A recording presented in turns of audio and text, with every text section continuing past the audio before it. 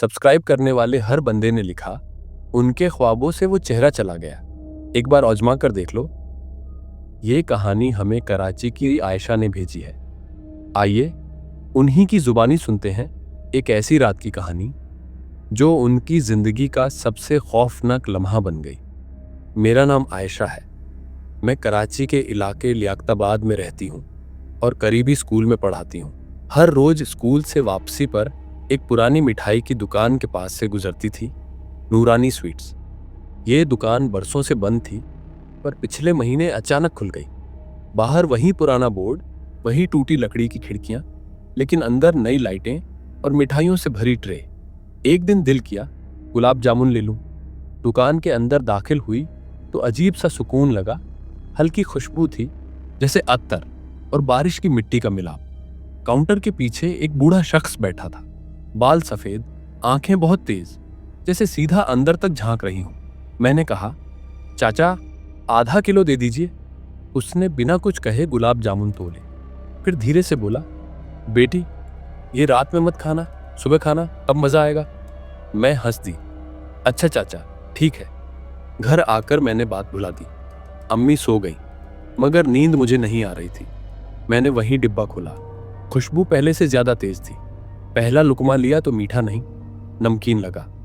मैंने फौरन थूका, मगर मुंह में जलने जैसा एहसास हुआ, जैसे कोई गर्म चीज हलक से गुजरी हो।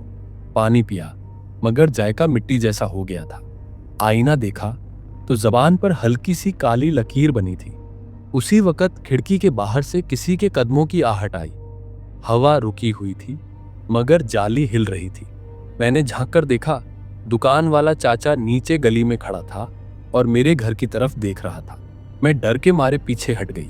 अम्मी को जगाने गई, मगर वो सख्त नींद में थी। जब दोबारा खिड़की के पास आई, चाचा गायब था, लेकिन दरवाजे के बाहर गुलाब जामुन का एक डिब्बा रखा हुआ था, बिल्कुल वैसा ही जैसे मैंने खरीदा था। अगली सुबह नीचे गई तो वो डिब्बा कहीं नहीं था। मैं स्कूल जाते हुए फिर दुकान के पास से गुजरी। दुकान बंद थी। शटर पर सफेद छूने से लिखा था, यहाँ किसी को कुछ मत देना, ये दुकान लानती है। मैं हैरान थी। करीब वाले सब्जी वाले से पूछा, ये क्या है?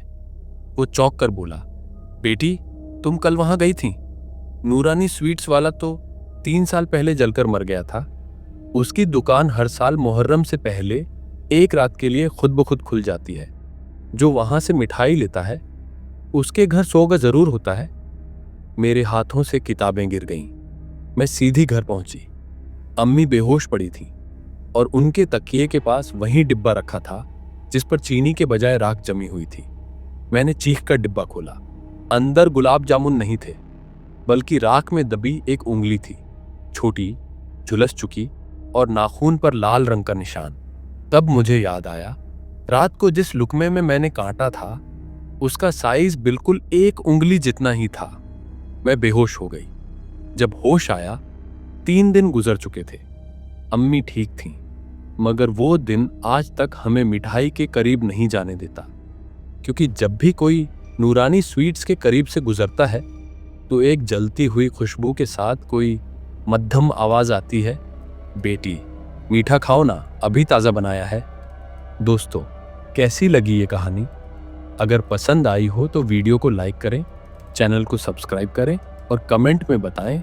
मिलेंगे अगली कहानी में। तब तक अल्लाह हाफिज।